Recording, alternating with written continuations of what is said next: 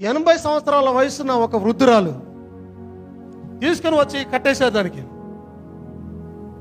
కింద కట్టెలు పెట్టారు. మీరు అక్కడ చూస్తున్నారు, కింద కట్టెలు పెట్టారు. పెట్టేసి ఆ సిస్టర్ని అక్కడ కట్టేశారు. కట్టేసిన తర్వాత చాలా గట్టిగా కడుతూ ఉంటే నిప్పు పెట్టేశారు. నిప్పు పెట్టేసి కట్టేశారు. చాలా గట్టిగా కట్టారు. ఆ బాధలు తాలూకోలేక ప్లీజ్ నన్ను వదిలిపెట్టండి అని బతులాడుతుంది ఆమె.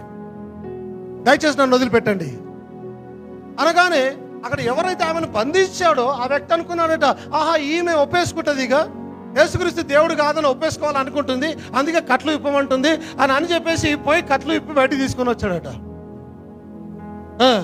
బయటికి తీసుకొని వచ్చి నువ్వు ఒప్పేసుకుంటున్నావు కదా అని అంటే ముఖం చూసిందంట. అదేంది, నేను ఎప్పుడు ఒప్పుకుంటా అని చెప్పాను. ఏమే హల్లెలూయా. వెంటనే మరలా తిరిగి నిప్పులో దూకేసిందంట పోయి ఆమె. వెంటనే నేనెప్పుడన్నాను, నేనెప్పుడు చెప్పాను, నేనెప్పుడు యేసుక్రీస్తు దేవుడు కాదని ఒప్పుకున్నాను? లేదు నువ్వు తప్పుగా ఆలోచన చేస్తున్నావు. వెంటనే పై నిప్పుల మరలా 80 సంవత్సరాల వృద్ధురాలండి. ఎంత రోషం అది!